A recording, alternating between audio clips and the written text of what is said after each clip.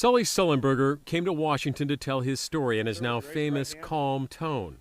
Have approximately 20,000 hours of flying time. The cockpit transcript reveals an ironic foreshadowing. Just after takeoff, Sully observes, "What a view of the Hudson today." But a half minute later, it's Sully who calls out, "Birds." Co-pilot Jeff Skiles exclaims, "Whoa!" And then the sounds of thumps and a shuddering.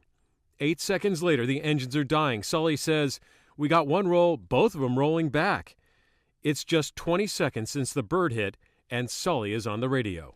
This is Cactus 1539. Hit birds. We've lost thrust on both engines, returning back towards LaGuardia. In the back of the plane, Billy Campbell felt the hit, and today recounted what he saw out his window. My best description of that engine was almost a bonfire. Sullenberger has to decide where to land. If we can get it for you, do you want to try to land 1013? We're unable. We may end up in the Hudson. It has been just 1 minute, and Sullenberger is asking himself dozens of questions. Looking at where we were and how much time, altitude, and distance would be required to turn back toward LaGuardia and then fly toward LaGuardia, I determined quickly that that was going to be problematic and it would not be a realistic choice. And I couldn't afford to be wrong. What's over to our right? Anything in New Jersey, maybe Teterboro? Do you want to try to go to Teterboro? Yes. Sully's one regret?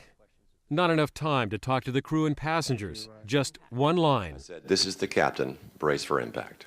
At that moment, I think that all of us in the cabin then realized we had a huge issue. But now, and this is just seconds later, it's clear Teterboro won't work either. We can't do it. Okay, which runway would you like at Teterboro? We're going to be in the Hudson. The only option remaining, the only place in a highly developed metropolitan area, long enough, wide enough, smooth enough to land, was the river. I knew we were going to crash into the river because I was on the window.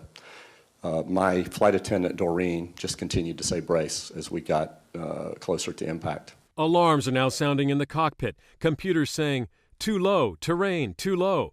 Pull up, pull up." 10 seconds before touching the water, Sully asks, "Got any ideas?" And finally he commands, "We're going to brace." First Officer Jeff Skiles and I turned to each other and almost in unison, at the same time, with the same words, said to each other, "Well, that wasn't as bad as I thought."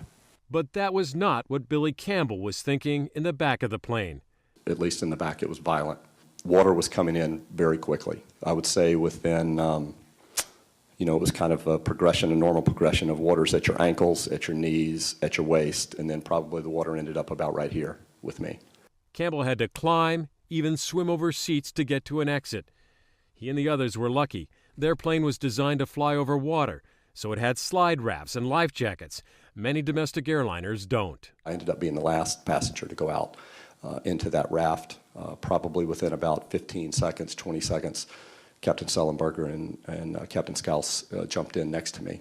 It's sometimes easy to forget what's really at stake, and sometimes it may appear that we make it look too easy. So one of the challenges, I think, is to remain alert and vigilant and prepared, never knowing when or even if one might face some ultimate challenge. A challenge Sully faced with that calmness, which helped 155 people walk away from the Hudson. For Nightline, I'm David Curley in Washington.